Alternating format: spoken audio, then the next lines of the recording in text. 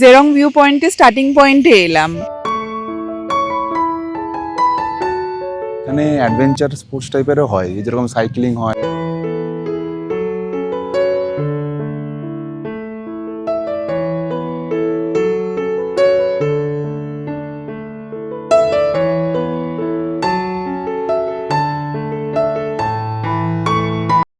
Hello everyone, welcome back to my channel, welcome to a new blog. আজকে last day, আজকে তো আমরা এখান থেকে বেরিয়ে যাব। সকাল সকাল উঠে আগে শাড়ি পরে নিয়েছি। এই রিসর্টটা এত সুন্দর, এত সুন্দর করে সাজানো গোছানো, ভিউ এত সুন্দর, ভাবলাম একটু শাড়ি পরে ফটোশ্যুট করে নিই। এরপর আমরা ব্রেকফাস্ট করে বেরিয়ে যাব এখান থেকে লোলেগাঁওয়ের ভিউ পয়েন্টগুলোর জন্য। ওগুলো সব কভার করে তারপর আমাদের ট্রেন শিলিগুড়ি থেকে। সকালে ঘুম থেকে উঠে প্রথমে জানলা খুলতেই সামনে পাহাড়, চারপাশে এতটা শান্ত যে কিছুক্ষণ দাঁড়িয়ে থাকতে ইচ্ছে করে। পাখির ডাক, ঠান্ডা হাওয়া আর পাহাড়ের গায়ে ভেসে বেড়ানো মেঘ শহরের সকাল থেকে একেবারেই আলাদা। আমরা ব্রেকফাস্টে খেলাম ব্রেড অমলেট। এই হলো রিসোর্টের সামনের রাস্তাটা। বড় গাড়ি হলে উঠে যাবে, বাট ছোট গাড়ি হলে প্রবলেম। আনইভেন, পাথর বেরিয়ে আছে। ছোট গাড়ি হলে কিছুটা আগে গাড়ি রাখতে হবে, হেঁটে এই রাস্তাটা যেতে হবে।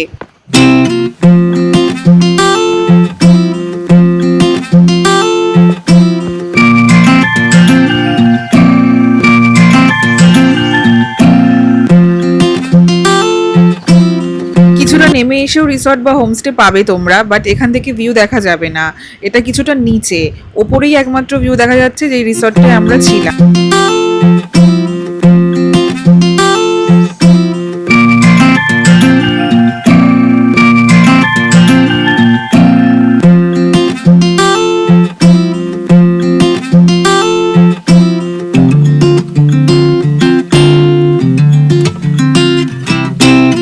রিসর্ট থেকে বেরিয়ে আমাদের নেক্সট ডেস্টিনেশন জেরং ভিউ পয়েন্ট।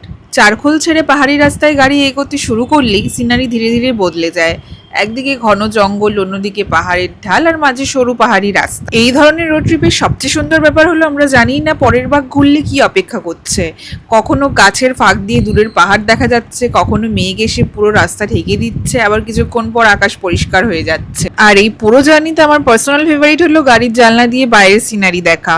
পাহাড়ে আসলে ডেস্টিনেশনের পাশাপাশি রোড জার্নিটাও ইকুয়ালি ইম্পর্টেন্ট। পাহাড়ে ট্রাভেল করার সময় একটু হাতে সময় নিয়েই বেরোনো উচিত, কারণ গুগল ম্যাপসে ডিস্টেন্স কম দেখালেও পাহাড়ি রাস্তায় সেই ডিস্টেন্স কভার করতে অনেক বেশি সময় লাগে। আর মাঝপথে সুন্দর কোনো ভিউ পেলে তো গাড়ি থামাতেই হবে।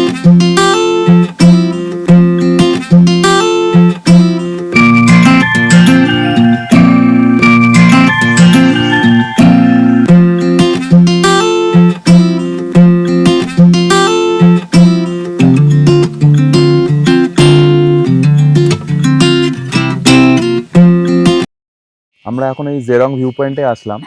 খুব সুন্দর এখানটা, পুরো নেচারের আওয়াজ হচ্ছে, খুব সুন্দর লাগছে। দেখছেন কি সুন্দর আওয়াজ।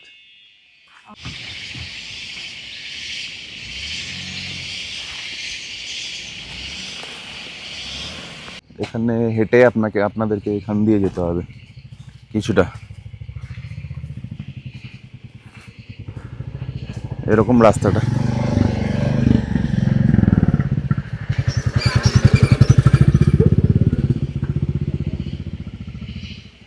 দেখা যাক কতটা যেতে হয়।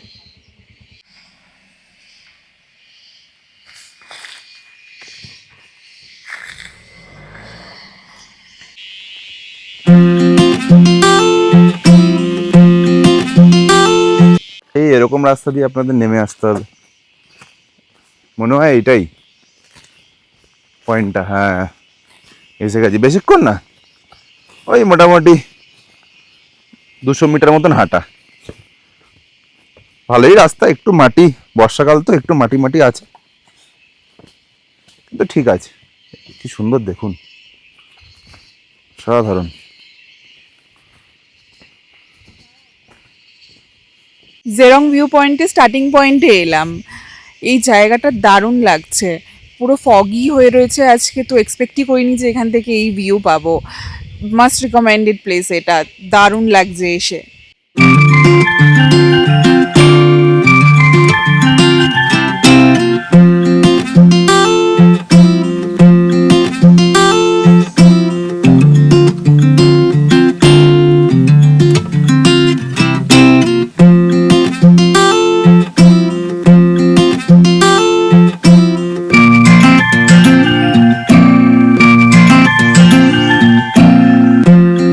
এই জায়গাটা সিঁড়ি সিঁড়ি মতো করা আছে, সিঁড়ি দিয়ে নেমে এই জায়গাটা কিছুটা ট্রেক করে যেতে হবে, জাস্ট একটুই, বেশি হাঁটা নয়। এই জায়গাটা দেখো পাহাড় কেটে কাঠের সিঁড়ি মতো করা আছে, এখান দিয়ে খুব সাবধানে নামতে হবে।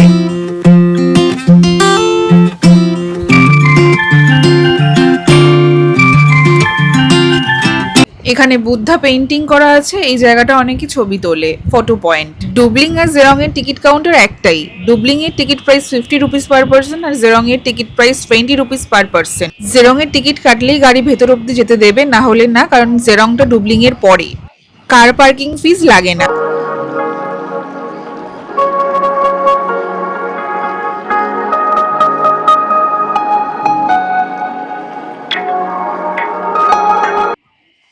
আমরা এখন ডুবলিং পয়েন্টে আসলাম। এখানে এন্ট্রি টিকিট হচ্ছে 50 টাকা, এটার মনে হয় 20 টাকা। আরেকটা ওই স্কাই ওয়াক আছে ওই পাশে, ওটার হচ্ছে 50 টাকা। এখানে ভালো, এখনও দেখলাম কনস্ট্রাকশন চলছে, তো এখান থেকে ওই ওপর থেকে ভিউ পয়েন্ট পাওয়া যায়। এখানটা এমনি এখানে দোলনা টোলনা আছে সুন্দর, একটা রেস্টুরেন্ট আছে এখানে, পিওর ভেজ রেস্টুরেন্ট আছে। আর ওপরে ওই দোলনা করা বড় একটা জাস্ট একটা ভিউ পয়েন্ট মতন। দেখা যাক কেমন ওপরে যাই।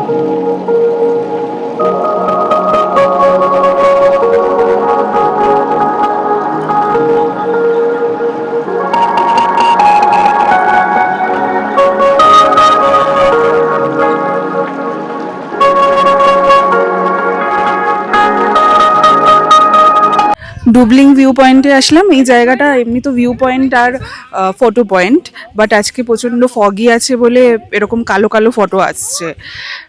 রোদ থাকলে খুবই সুন্দর এই জায়গাটা ফটো আসবে আর খুব ভালোও লাগবে। এখানে ওইদিকে ফটো পয়েন্ট তো আছেই, আর এখানে অ্যাডভেঞ্চার স্পোর্টস টাইপেরও হয়, যেরকম সাইক্লিং হয়, তারপরে জিপ লাইনিং হয়, আপনারা করতে পারেন। এবার আমাদের ডেস্টিনেশন লোলেগাঁও। লোলেগাঁও মানেই একটা আলাদা ফরেস্ট এক্সপিরিয়েন্স। শহরের অন্য কোনো সাধারণ পার্কের সঙ্গে এটাকে কম্পেয়ার করলে ভুল হবে। এখানে চারপাশে বিশাল পাইন ও অন্যান্য পাহাড়ি গাছ, কোল্ড ওয়েদার, সব মিলিয়ে অ্যাটমসফিয়ার একেবারেই অন্যরকম। তাড়াহুড়ো করে ছবি তুলে বেরিয়ে গেলে হয়তো জায়গাটার আসল ফিলিংটাই পেতাম না। তাই আমরা একটু সময় নিয়ে হাঁটলাম, কখনো ছবি তুললাম, কখনো ভিডিও করলাম, আবার কখনো দাঁড়িয়ে শুধু চারপাশটা দেখলাম।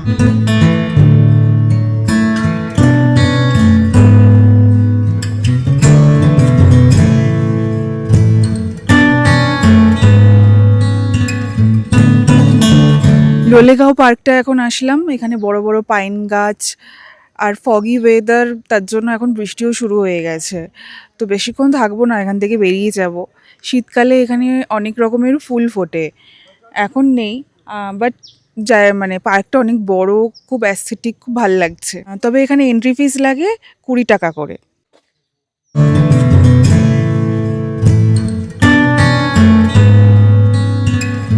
পার্ক থেকে বেরিয়ে আমরা লাঞ্চের জন্য আসলাম। এখানে সেরকম তো কিছু পাওয়া যায় না, ওই মোমো আর চাউমিন নিলাম আমরা।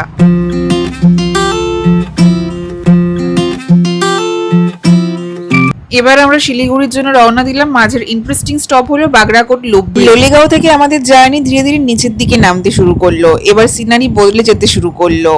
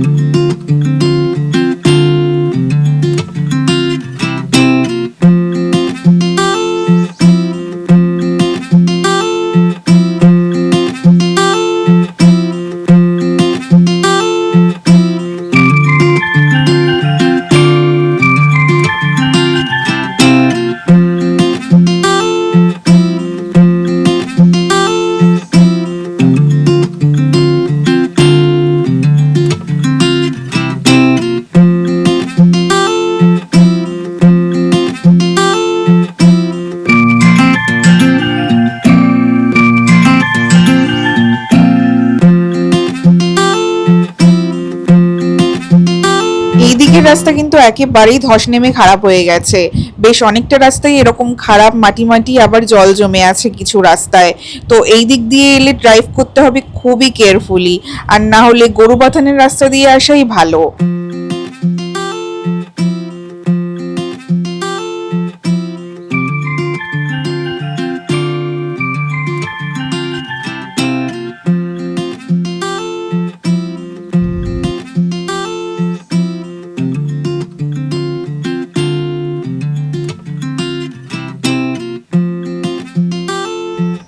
আমরা চলে এসেছি বাগড়াকোট লুপ ব্রিজ। এখানে কিছুক্ষণ স্টপ নিলাম, এখান থেকে ভিউটা জাস্ট অসাধারণ। পাহাড়ি রাস্তায় এই ধরনের বাঁক আর ব্রিজের কনস্ট্রাকশন দেখতে বেশ ইন্টারেস্টিং লাগে। হঠাৎ সুন্দর কোনো ভিউ দেখে এক্সাইটেড হয়ে যাওয়া, চা খাওয়া, রাস্তার পাশে দাঁড়িয়ে ছবি তোলা, এই ছোট ছোট মুহূর্তগুলোই পরে সব থেকে বেশি মনে থাকে।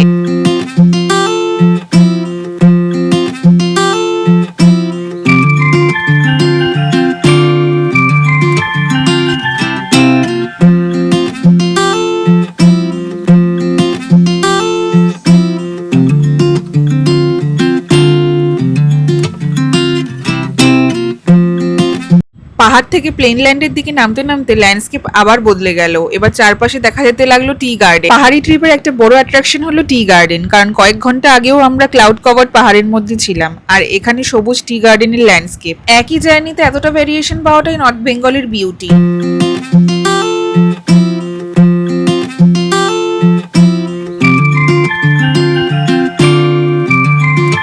আমরা একটা টি গার্ডেনে আসলাম। এই সবুজ ল্যান্ডস্কেপের পেছনে রয়েছে বহু মানুষের পরিশ্রম।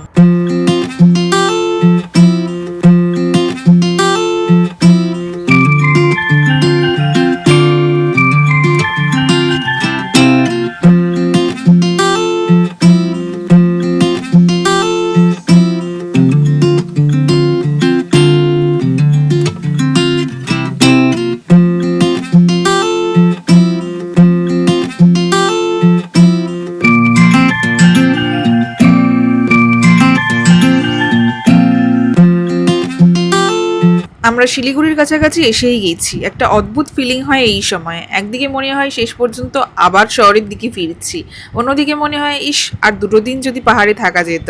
নর্থ বেঙ্গলকে বিদায় জানিয়ে আমাদের ট্রেন কাঞ্চনকন্যাতে ফেরার পালা। স্টেশনে এসে ওয়েটিং রুমে লাগেজ রেখে আমরা এখন ডিনারটা করে নিচ্ছি, এরপর ট্রেনে উঠবো। ডিনারে আমরা খেলাম এগ ফ্রাইড রাইস। আমরা আসার সময় এসেছিলাম একটা অন্যরকম এক্সাইটমেন্ট নিয়ে, আর এখন ফেরার পালা। আমাদের ট্রেন শিলিগুড়িতে দিয়ে দিয়েছে, আমরা আবার কাঞ্চনকন্যাতেই ব্যাক করছি, বাট 2 AC-তে। তো ট্রেন অনেকক্ষণ আগে দেওয়াতে আমরা উঠে পড়েছি। ওই 8:10 নাগাদ ছাড়বে সন্ধেবেলা। আমরা সকালবেলা কালকে 10টা নাগাদ বাড়ি পৌঁছে যাব। তো আমরা কলকাতার পচা গরমে পাগল হয়ে গিয়ে 2 দিনের ছুটি কাটাবো বলে, মানে পাহাড়ে ঠান্ডায় সময় কাটাবো বলে এই ট্রিপটায় গেছিলাম। তো লাভা লোলেগাঁও সাইডটা আমার তো ভীষণই ভালো লেগেছে, খুবই সুন্দর, দারুণ। মানে দার্জিলিংয়ের ওই ভিড়ভাট্টা কোলাহল থেকে দূরে এই জায়গাগুলো একটু নিরিবিলিতে সময় কাটানোর জন্য একদম পারফেক্ট। তো আমরা যেরকম গাড়ি বুক করেছি আমরা যেরকম গাড়ি বুক করে ঘুরেছি, সেরকমই তোমরাও যদি নিউমাল টু নিউমাল বা শিলিগুড়ি টু শিলিগুড়ি ঘুরতে যাও, তাহলে পার ডে ওই মোটামুটি 3,500 থেকে 4,000 টাকা খরচা হয়। তো আজকের ভিডিওটা এখানেই এন্ড করছি। আশা করছি পুরো ব্লগটা তোমাদের ভালো লেগেছে, পুরো এই ঘোরার ব্লগ। তো ভিডিওটা যদি ভালো লেগে থাকে তাহলে আমার চ্যানেলটাকে সাবস্ক্রাইব করে দিও, আর ভিডিওটা like, comment, share and subscribe করে দিও। টাটা।